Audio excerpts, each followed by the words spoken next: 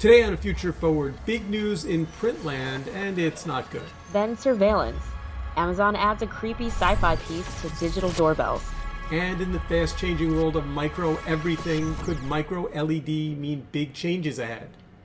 I'm Alexis Scordato. And I am Steve Rosenbaum. Let us launch. Hey, Alexa, how are you? Hey, Steve. Coming to us from Barcelona this week. You are so Barcelona. fancy. I can't do that. I know that that's the way to say it, but I just can't do it. So coming up, we have 3 segments today. The first is print. We're going to talk about print. Then segment 2, creepy surveillance. And segment 3, smaller, faster, better, ? All right, so with that, let's just jump right into print. So I've heard 2 sides of this story about Barnes & Noble selling. Are you is it good news or bad news? What do you think? You know, at first I was like, oh no, this is terrible. But then when I found out more about Elliott Management, the company acquiring the firm, I remember that they actually did kind of like a turnaround with another bookseller. Oh my gosh. Yeah, in London. I don't remember the name either, but yeah. But it's still... So maybe I'm cautiously optimistic? I don't know. So, what's his name? Ruggiero, the founder of Barnes & Noble, is signed off on the deal. So he's in on it. So that made me feel a little bit better. But... Yeah, Waterstones, that's it. And the CEO of Waterstones is actually going to manage both. Oh no, you're like not. Your face is saying something else. Yeah, I guess maybe it just comes down to how, at the end of the day, can anything that has to do with books be good news? I mean, yeah, but then when you think about the alternative, they would just go bankrupt and just disappear from the face of the planet. I'd rather try to give it one more shot at having an entity steward it. All right, so here's let me just grumble about my story. So when I want a book, if I'm gonna go, I'm gonna be a good citizen. I'm gonna go literally across the street from my house to the Barnes and Noble and buy it. And it's either the hit book that just came out and they don't have it because they've sold out, or it's the narrowcast little goofy book that I need that no one else has read and they don't have it. But they offer to order it for me and they'll ship it to me. And I'm like, oh yeah, you mean like Amazon. Thanks for that. And it's like, so I just feel like if you looked at my credit card bills, my wife and I were talking about this morning at breakfast, like, I don't even know, but a couple of years ago, Barnes & Noble was hundreds of dollars a year at least. And now it's 20% of that. I'm an outlier. I actually love supporting local bookstores, whether it's Barnes & Noble. I love that Barnes & Noble has turned into my local bookstore. But whether it's Barnes & Noble or Book Culture or there's that one on Columbus by the Museum of Natural History. Yep, I love that. Yep. I go in and I just have to buy something because I root for the little guy. And I actually think a lot of consumers will treat bookstores as novelty, as premier, as a luxury experience. So I agree. I agree with you. I go in there and I buy something as well, but it's often a piece of cutlery, or a dog treat, or a basket, or dishware. It's like often not a book. So there's something great though about like a well curated bookstore where the employees, you ask them for a recommendation. And I'm like, yes, I'm getting a real recommendation and not an algorithm. Yeah, no, it's true. It's true. All right, so it's in the weird category. One more thing on print, and then we'll move on to creepy surveillance. So Entertainment Weekly is going monthly. Entertainment Monthly. Are they changing the name? No. I just think they should. Yeah. But if you think about Time Magazine or Newsweek or any of these weeklies, they all stopped being weeklies at some point. I don't know if I think Entertainment Monthly is a thing. It's maybe delaying the inevitable. It's just ironic, right? Because we are consuming content in real time, which for me is almost like a race to the bottom. Like, how much how many content carbs can we ingest, you know, in 25 seconds when we look at our phones? And so it's an interesting move to say, you know what, we're not going to give you this thing immediately and fast. We're going to bring it to you slower and let more time go Is by. content carbs a phrase, or did you just make it up? I always say content carbs. It's my thing. I honestly, I'm crediting you with it. I think it's fantastic. That's I a think, I big think, compliment coming from you, Steve. well, I think we have a bad content diet, and I think content carbs is a problem. That's great. All right. Totally. All right. So you found this story about Amazon and the doorbell folks. Um, yeah, it's just so easy to be creeped out by these things that I almost was going to ignore it, and then I read it and was like, no, it's special creepy. It's really creepy. I mean, I first heard about Ring and then I saw it in action. I mean, for those of you who don't know what it is, it's a connected doorbell. And so there's a camera, and so you can basically instead of knocking or physically ringing a doorbell, then if I don't hear it, it could appear on my phone and I could let you in to my home through So that. so that would be creepy enough, but that's kind of that's like, but the sci-fi piece, the Logan's Run piece of it. Can you just explain to our listeners what Amazon did? And I mean, it wasn't a mistake, right? Just kind Yeah. of, yeah. So say I go to Steve's home and he orders a lot of books on Amazon because he stopped shopping at Barnes and Noble. All right, come on. And and now his Ring actually captures me taking the packages. Or maybe not. Maybe I just took them because I remember Steve was going away and I just wanted to make sure that they were in good safe hands. Anyway, what Ring is doing is actually taking the photo of me and then using it for ads that run in a local neighborhood saying, do you this? And she was last seen at time and place. And so it's basically a consumer device that can be utilized. So they'd making you identify criminals, but for me, I think it's really perpetuating fear. Did anyone ask them to run those ads?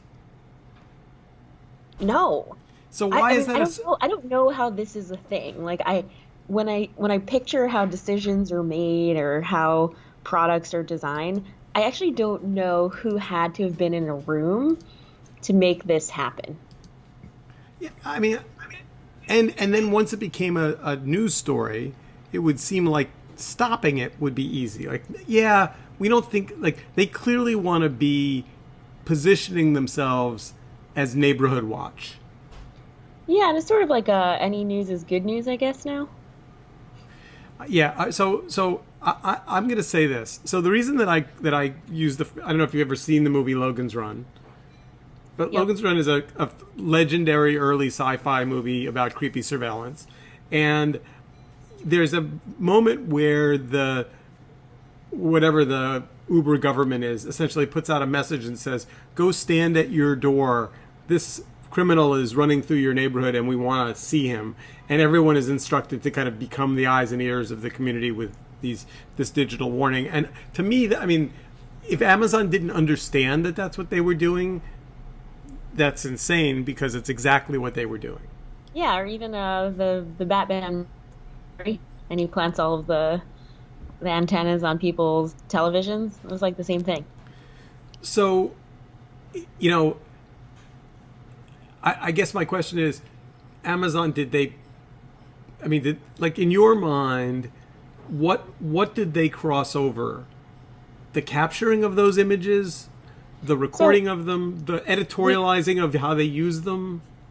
So we know that Amazon is entering our homes in a big way with the Echo. When they acquired Ring, I said, "Oh wow! I mean, this is just an extension of that." I think it's the actual usage of personally identifiable information and kind of being able to run amok with it. Yeah, your Amazon Echo might be capturing things you're saying to it, but that's not necessarily being used in like Spotify ads. Now this ring content creates this really interesting artifact that can really cause a lot of harm to someone's life. I mean, it's not even saying that a police report has to be filed and it's like the government running this ad. You as a consumer can do it. So you just said something interesting. I hadn't put the pieces together, but of course, it almost does seem like Amazon said we want to get out ahead of any question about the fact that everything our devices capture we can use in whatever way we think has a either a marketplace value or safety value. We're not going to ask your permission. We're not going to say, "Hey Alexa, if we think that you were robbed, we'd like to help you and place an ad in the community. We're just going to do it for you." Right. But we also can listen to, theoretically, your Alexa device and say, we think maybe we should, send some medicine automatic.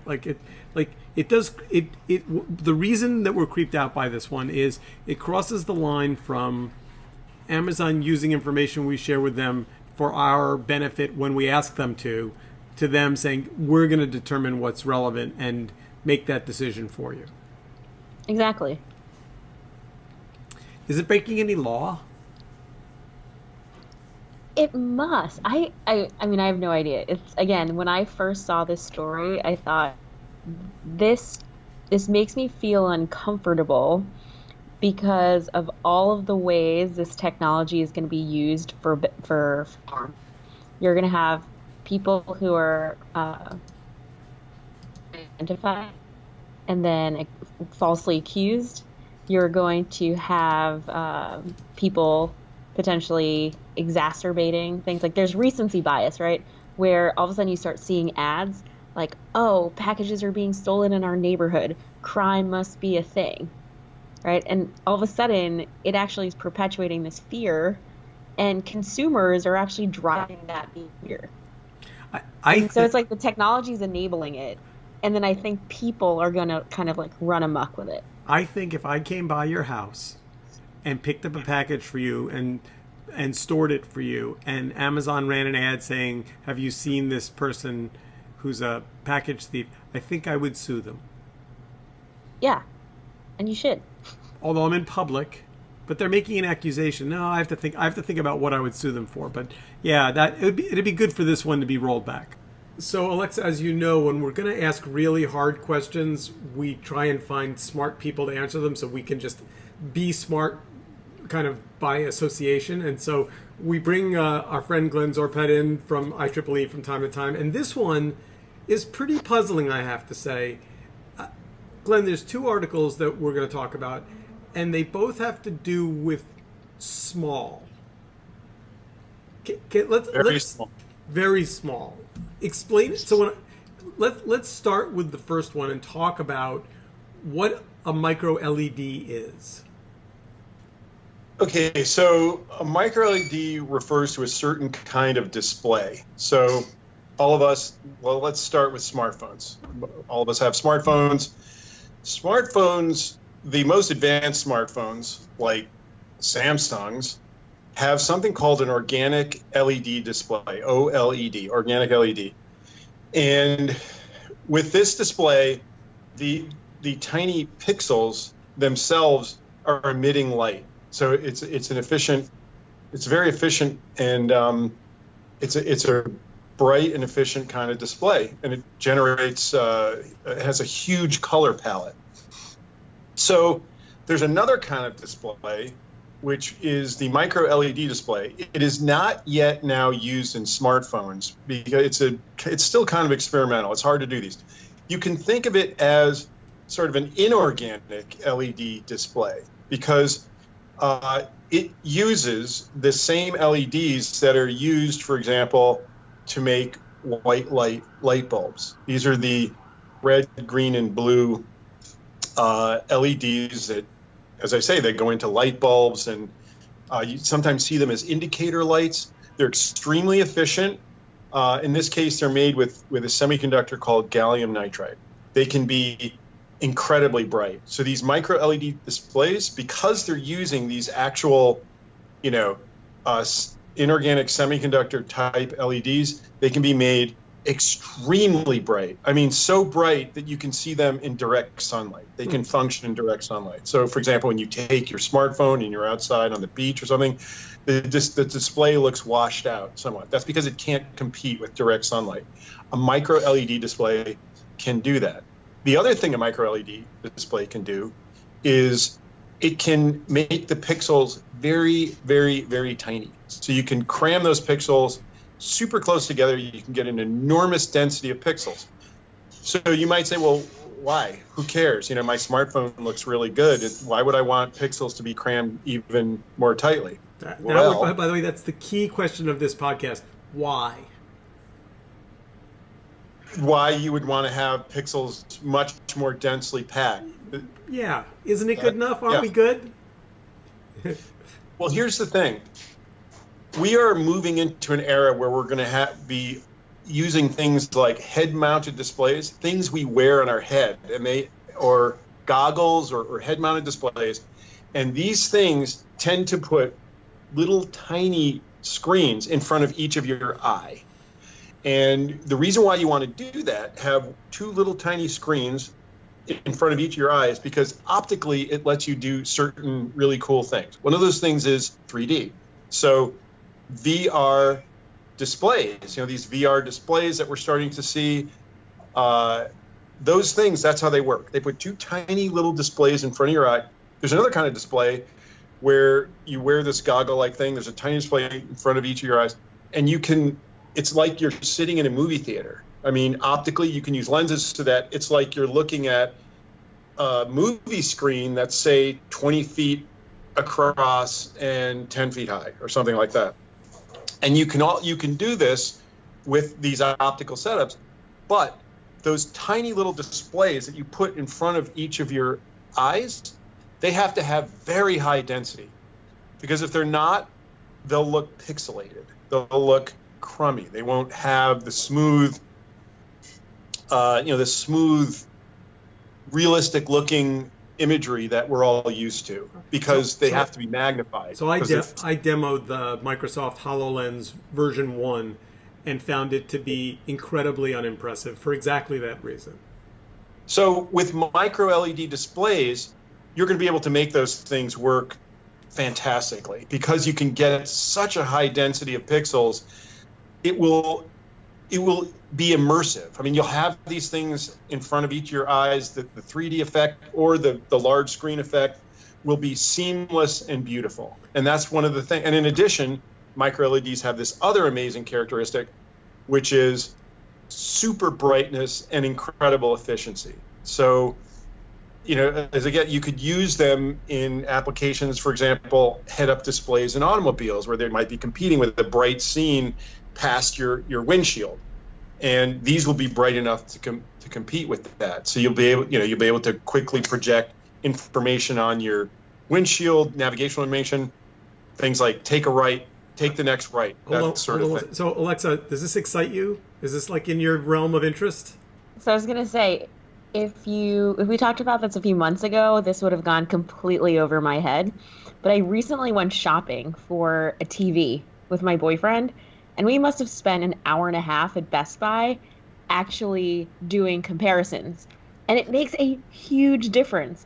Like we are big Game of Thrones watchers, and so we were really interested in how dark the dark looked on the screen, and the OLED was really impressive. So I want to make sure we have enough time to get to the actual tech pivot here. So let's talk about the second story. Because it's different, right? But it's the same. This is another step toward the end of Moore's Law. So first of all, the headline made me think it was something bad, but then I read it again and I'm like, no, but the end, like something better, like smaller, faster, cheaper. It's not ominous, right? The end of Moore's Law doesn't mean we're falling off some technical cliff. Well, it's a little bit ominous. All right, go ahead.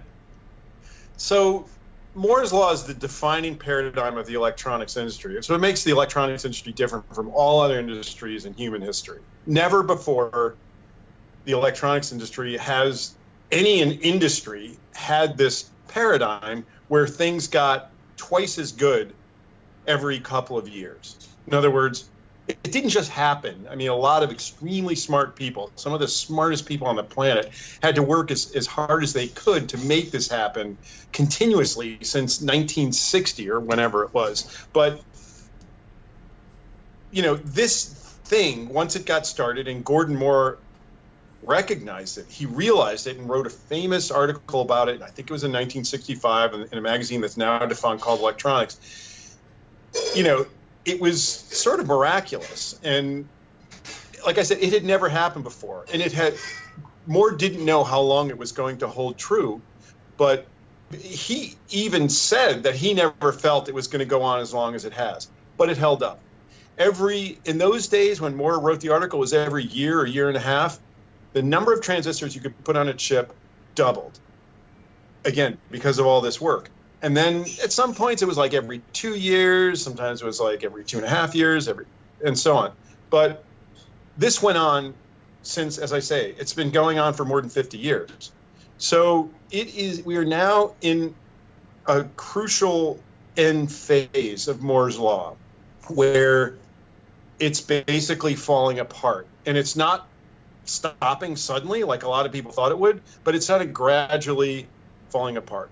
So where are we? Why is it interesting? This article that you referred to was about a very major milestone that occurred. So in order to keep Moore's law going for all these years, they would hit inflection points where they had to jump to a new way of making integrated circuits. And this involved a thing called lithography. And lithography was the key thing in making circuits that enabled them to make the transistors smaller and smaller. So the way they did that was that lithography is, think of it as projection. It's like a slide projector. You're projecting a pattern of the circuit. And the wavelength that you use to project that pattern, the smaller that wavelength, the smaller the transistors you could make. So much of Moore's law was fueled by making the radiation smaller and smaller wavelength, higher and higher frequency. So they went through visible light, and then they kept going beyond visible light into ultraviolet. And now they're using something for the first time, and this is what our article was about, called extreme ultraviolet. They're using it for the entire chip making process for the first time. And they used it to get chips with features that are at a node that they call 5 nanometers. So the way they measured the steps in Moore's law was with things called nodes, and the nodes were how big a certain piece of the transistor was. And they stopped actually tying it to that piece of the transistor many years ago, but they still kept using this nomenclature. So now we have this thing called 5 nanometers. To get to this node, this was the subject of our story, they had to jump to a whole new wavelength, which is called extreme ultraviolet. So give us the. But I just want to say one thing to finish this up. They're calling it extreme ultraviolet, but what this thing really is, this radiation, it's not really ultraviolet. It's really what's known as soft X-rays. So, but no one wants, it's scary. No one wants to say, hey, we've left ultraviolet, Elvis is out of the building. They're now in a whole new regime. It's this, they're basically getting into X-rays, and X-rays don't act like light. So the things that they have to do to keep this going are crazy. They can't use lenses because X-rays aren't affected by lenses. They go right through the lens like it's not there. So they have to use these crazy mirrors. They can't use air. All of these optics that they need to project these patterns, they can't do it in air because air will block the X-rays. So they have to do it in a vacuum. So the whole thing now, all the optics, everything has to be done in a vacuum. So they have entered a new realm where the stuff's getting serious. It's a whole new realm. It's a much greater cost, much greater complexity. And that's how they arrived at this 5 nanometer node. All right, so we're going to run out of time, but I want to make sure we put a button on this, which is for our listeners who are not fully engaged in geekdom necessarily. What does this actually mean? Can you just give us like one thing it will do? It'll make my phone faster. It'll make my driverless car safer. What makes smaller better? What it's going to do is it's going to enable them, for example, to get to the next. They're going to continue to be able to get to the next generation of ultra dense memory chips. So you'll have these memory chips that will be able to store like unbelievable amounts of data. For example, in your flash memory, it'll be a while before it trickles down to this kind of a consumer thing. But you probably noticed people who buy those little flash memory cards that you stick in your smartphone, and I think you can get 400 gigabytes now. So, for example, this little thing that looks like, I mean, it's tiny. It's like what, a square centimeter or something, and you slip it into your phone, and you've got all this memory. If you've got like an Android phone that you can put your music on and so on, you can now buy one of those for around $100 that has 400 gigabytes. So you can put thousands and thousands of record albums on this. It's crazy, and videos and all this stuff. So one thing this is going to mean is, for example, eventually what it could mean is that you'll get to little tiny flash memory cards that you can put in your camera, your watch, or your phone. That'll be like a terabyte, which, a trillion bytes plus, which, I find that mind-boggling. I find that utterly amazing and sort of miraculous. So small is good is the subject of this little section. This has been great. Alexa, anything I missed before we run out of time? No, this is like it's a lot to take in. Glenn, thank you so much as always. See you in a couple weeks. All right, so Glenn, as always, blew my mind. Smaller, faster, cheaper, better. And I thought it was fascinating that the micro LEDs are really the real excitement around them is in VR. I guess I hadn't guessed that. Yeah, I mean, it's such a leapfrog forward. I can only process it at the TV benefit level. Have a fabulous time in Barcelona, and we will check in with you from whatever part of the world you are in next week. Great. See you, Steve.